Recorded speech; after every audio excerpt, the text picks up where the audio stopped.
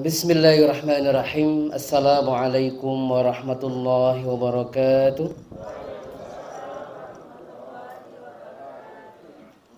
Alhamdulillahirabbil alamin wassalatu wassalamu ala asyrafil anbiya'il mursalin wa ala alihi wa ashabihi ajma'in, amma ba'du. Yang saya hormati Bapak Ketua HCB yang dimuliakan Allah Ta'ala, dan juga saya hormati pula segenap para anggota dari HCB Himpana Cabang Banyumas, insyaallah yang mudah-mudahan tetap diberikan hidayah oleh Allah Ta'ala, diberikan nikmat kesehatan Allah Ta'ala, sehingga bisa dengan bertambahnya usia kita bertambah pula amal ibadah kita. Allahumma amin. Salawat dan salam semoga tetap tercurah pada Nabi kita Nabi Muhammad SAW sebagai uswah hasanah kita, sebagai suri teladan kita. Harapannya kita termasuk di antara sekian banyak umatnya yang mendapatkan syafaatnya besok di hari kiamat. Allahumma amin. Baik, Bapak Ibu sekalian yang dimuliakan oleh Allah Ta'ala, tadi sudah dijelaskan bahwasannya memang bagaimana sebenarnya masalah usia itu kan tidak ada yang tahu, bahwa memang mungkin ada orang yang usianya mungkin sekarang ada yang 80 tahun. Enten apa betul yang 80 tahun? Ada ya, ada 80 tahun. Tapi kalau kata Nabi SAW, Nabi pernah mendoakan salah seorang sahabat yang bernama Anas bin Malik. Beliau didoakan berusia panjang. Usia saya berapa? Sampai 150 tahun. Berarti kalau usianya 80 baru paruh bayang, masih ada 70 tahun lagi. Kenapa? Itu ada rahasia kita. Jadi memang usia kita adalah rahasia. Tidak ada yang tahu kapannya, meskipun sudah sangat sepuh sekalipun, kalau belum saatnya ya belum datang. Tapi kalau mungkin ngapunten, ini kayaknya saya kan paling muda ya, bisa jadi ya. Jadi bisa aja saya duluan, bisa jadi nih Bu, Bapak sekalian. Jadi artinya memang tidak ada kata tua dan muda dalam usia kita.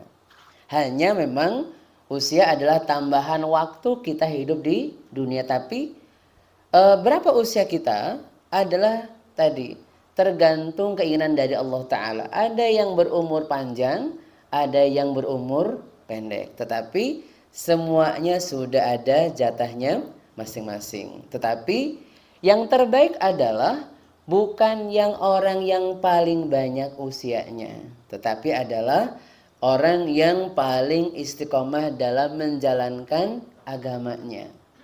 Ini yang paling baik. Makanya Nabi pernah berpesan kepada kaum muslimin. Ketika itu ada seorang sahabat yang bertanya kepada beliau, "Ya Rasulullah, nasihatilah kepadaku satu kalimat yang ringan tetapi menjadi bekal buat perjalanan hidupku sampai akhir hidupku nanti." Nabi mengatakan, "Qul amantu billah tsumastaqim." Katakanlah, aku beriman kepada Allah Ta'ala, kemudian istiqomahlah. Jadi memang yang menjadikan hidup kita berkualitas atau tidak itu adalah istiqomah atau tidak kita dalam menjalankan agama kita. Karena mungkin sudah pernah disampaikan mungkin bahwa memang istiqomah itu sangat-sangat sulit. Kenapa? Karena memang banyak godaan di sana sini. Makanya memang kita sering berdoa kepada Allah Ta'ala dengan dalam surat Al-Fatihah, ihdinas siratal mustaqim. Ya Allah, berilah aku jalan, berilah aku petunjuk kepada jalan yang lurus. Maksudnya adalah jalan yang istiqomah menuju ibadah kepada Allah Ta'ala. Kenapa? Karena kalau kita lihat bahwa kita ini adalah dalam perjalanan menuju Allah Ta'ala. Kita semua nanti akan kembali kepada Allah Ta'ala. Ya, kita akan sering mengucapkan ketika ada teman kita kena musibah, kita mendengar ada musibah, kita ucapannya adalah inna lillahi wa inna ilaihi raji'un. Kita adalah milik Allah Ta'ala dan kita akan kembali kepada Allah Ta'ala. Kita semua pasti akan kembali. Tidak ada yang tidak akan kembali. Hanya memang masalah waktu, tinggal tunggu jadwalnya saja. Kita nggak tahu jadwal kita kapan, nggak ada yang tahu. Tetapi siap-siap saja. bagaimana kita istiqomah di jalan Allah Ta'ala agar kita pun perjalanan hidup kita betul-betul lurus terus sampai menghadap Allah Ta'ala. Nah di sini ada 5 hal, 5M ya kalau bahasa kitanya, lebih gampang ya. 5M agar kita bisa istiqomah di jalan Allah Ta'ala. Yang ini tidak peduli usianya muda ataupun tua, tetap 5M ini harus kita lakukan. Ya. M yang pertama, ya. M yang pertama itu adalah muahadah. Muahadah. Jadi, apa itu muahadah? Muahadah itu adalah kita ingat dengan janji kita kepada Allah Ta'ala. Selama hidup kita harus senantiasa ingat dengan janji kita kepada Allah Ta'ala. Itu tersebut dalam Sayyidul Istighfar, okay? Hafal Sayyidul Istighfarnya kan ya? Allahumma anta rabbi la ilaha illa anta khalaqtani wa ana abduka wa ana ala ahdika wa wa'dika mastata'tu. Ada pada kalimat wa ana ala ahdika, dan aku sesuai dengan perjanjianku kepadamu ya Allah Ta'ala. Berarti orang jika ingin istiqamah itu adalah harus ingat terus janjinya kepada Allah Ta'ala. Janjinya apa? Janjinya yang pertama ya. Inna salati wa nusuki wa mahyaya wa mamati lillahi rabbil alamin. Makanya kalau panjenengan doa iftitah kan ada bacaan begitu nggih? Inna salati wa nusuki wa mahyaya wa mamati lillahi rabbil alamin la syarika lahu wa bidzalika umirtu wa ana minal muslimin. Ini adalah janji kita yang pertama, bahwa kita itu akan senantiasa mempersembahkan amal ibadah kita, salat kita, puasa kita, dan hidup dan mati kita hanya untuk Allah Ta'ala. Berarti kita berjanji kepada Allah Ta'ala bahwa karena apa yang kita miliki, usia kita, fisik kita, harta kita, keluarga adalah merupakan nikmat yang Allah berikan kepada kita. Berarti harapannya adalah semua itu adalah bagaimana kita persembahkan kepada Allah Ta'ala. Gampangnya bagaimana? Berarti kita ketika mengerjakan apapun di kehidupan dunia kita adalah untuk mengharapkan ridho dari Allah Ta'ala. Semuanya. Dari ibadah kita. Contoh ibadah itu kan seperti salat, puasa, dan sebagainya. Ada juga semua aktivitas kita. Contoh nih, kenapa kita kemudian diajarkan oleh Nabi kita Nabi Muhammad SAW dari sejak bangun tidur sampai tidur lagi itu ada doanya, ya. Doa kalau bangun tidur apa nggih?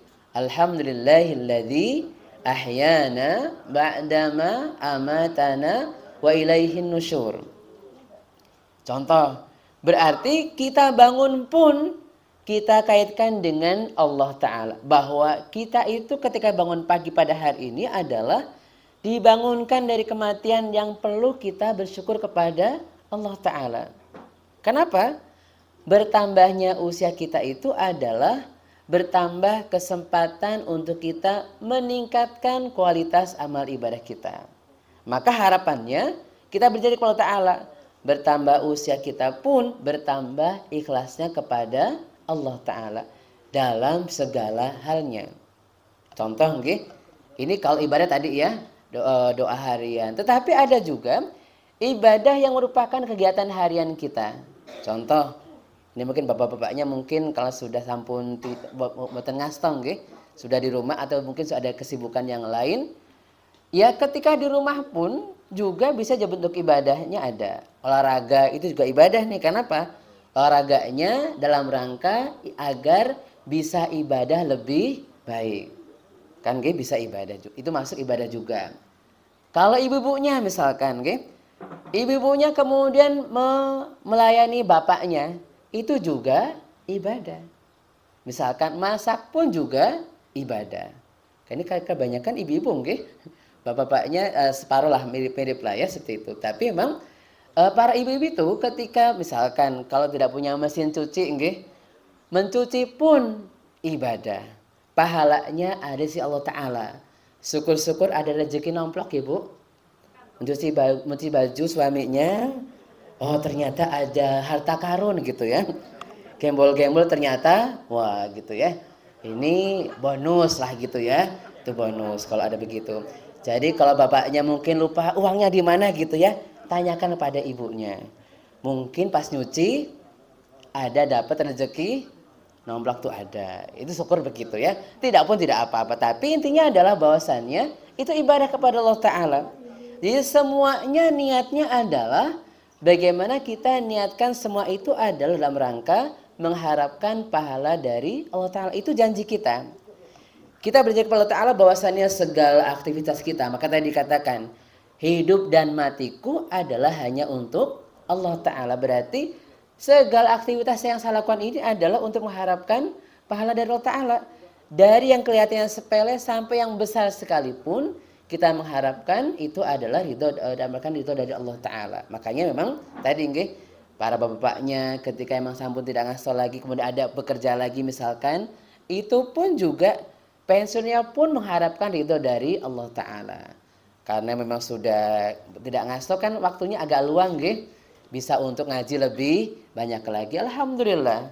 Karena apa? Mungkin bagi yang masih aktivitas padat untuk ngaji kan agak-agak sulit nggih. Maka bagi yang sudah purna, sudah pensiun itu rezeki yang luar biasa. Kenapa? Diberikan kesehatan sehingga kemudian bisa menggunakan waktunya untuk terus beribadah kepada Allah Ta'ala.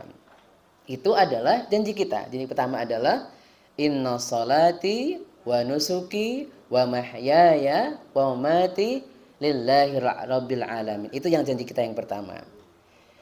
Janji kita yang kedua adalah janji untuk menghindari langkah-langkah syaitan. Dalam surat Al-Baqarah ayat 208 Allah berfirman, Ya ayyuhalladzina amanu dkhulu fis silmi kaffah wa la tattabi'u khutuwati syaitan innahu lakum aduwwum mubin. Yang artinya adalah wahai orang-orang yang beriman, masuklah kamu ke dalam Islam dengan keseluruhan dan janganlah kamu ikuti langkah-langkah setan. Jadi langkah setan itu luar biasa nih. Setan menggoda kita sejak dari kita lahir sampai nanti kita mau meninggal dunia pun setan menggoda kita. Maka sebenarnya usia pensiun pun itu adalah ada gangguan setannya. Yang bikin malas, itu setannya bikin kita malas nih begitu ya. Contoh, kadang-kadang diganggu sedikit. Misalkan nggih, lagi mau sholat ternyata asam uratnya kambuh. Kira-kira jadi berjamaah atau tidak? Aduh Ustadz capek jamaahnya gitu ya. Itu setan sedang menggoda kita tuh.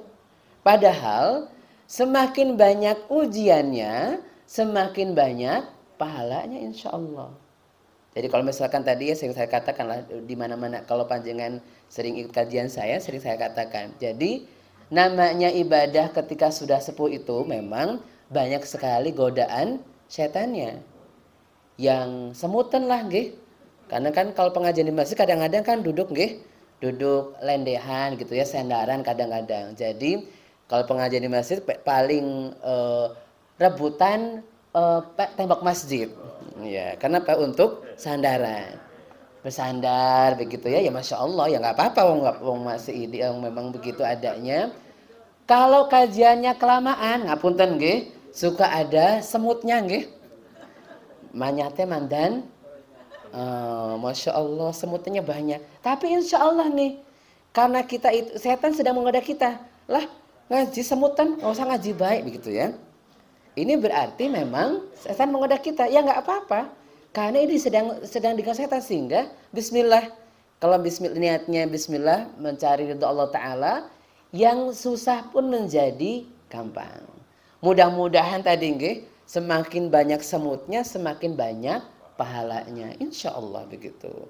Meskipun tadi begitu nggih. Jadi emang Yang namanya ibadah ketika sudah usia senja itu pasti banyak godaan setannya. Tapi justru itu adalah ujian kita. Bagaimana kita kemudian bisa menghadapi janji Allah Ta'ala agar tidak mengikuti langkah-langkah setan tadi. Dengan kita malas ibadahnya, kita malas mencari ilmunya. Karena apa? Karena memang kita itu mungkin tadi banyak sekali godaannya. Itu adalah janji kita yang kedua. Jadi yang ketiga, ya. Jadi yang ketiga adalah bahwasannya kita berjanji untuk tidak mengikuti hawa nafsu. Dalam surat Al-Furqan ayat 43, surat Al-Furqan ayat 43 Allah berfirman, "Ara'aita man ittakhadha ilahahu hawahu fa anta takunu 'alaihi wakila." Terangkanlah kepadaku tentang orang yang menjadikan hawa nafsu sebagai tuhannya, maka apakah kamu dapat menjadi pemelihara atasnya? Jadi memang ini Allah mencela kepada orang-orang yang mengikuti hawa nafsu. Kita tidak boleh mengikuti hawa nafsu tuh. Kita mengikutinya adalah perintah Allah dan Rasulnya, bukan mengikuti hawa nafsu. Nah, apa contohnya mengikuti hawa nafsu itu? Oh, milih agama yang gampang-gampang saja. Yang sulit jangan deh. Pilih yang gampang saja. Kita kan diperintahkannya adalah menjalankan semampu kita, bukan sesuai keinginan kita. Tapi kita berjanjinya adalah kita tidak boleh menjadikan hawa nafsu sebagai sandaran dalam kita beribadah kepada Allah Ta'ala. Jadi kalau kita beribadah itu adalah semaksimal yang kita bisa, bukan hanya sesuai keinginan kita. Karena beda tipis. Beda tipis antara semaunya dengan semampunya. Sangat tipis bedanya. Contoh, okay? Kita bisa baca Quran sehari berapa halaman? Bisa, kalau bisa nggih. Kalau pas Ramadan 1 juz bisa kan nggak? Kira-kira kalau habis Ramadan bisa lagi nggak? Oh bisa, insya Allah ada yang bisa begitu ya. Tapi ada yang lah nggak Ramadan ya sebisanya. Itu bukan sebisanya tapi semaunya. Kenapa? Bisa sebenarnya lebih dari itu. Tetapi kadang-kadang kita memilih semaunya bukan semampunya. Padahal kita berjanji kepada Allah Ta'ala bahwasanya kita akan beribadah semaksimal yang kita bisa. Makanya janji kita tadi ada 3 macam tadi. Janji untuk beribadah hanya kepada Allah Ta'ala. Yang kedua adalah janji untuk kita menjauhi langkah-langkah setan. Yang ketiga adalah janji untuk kita tidak mengikuti hawa nafsu kita. Berarti kalau beribadah semaksimal yang kita bisa sesuai dengan kemampuan kita. Tapi bukan semaunya ya.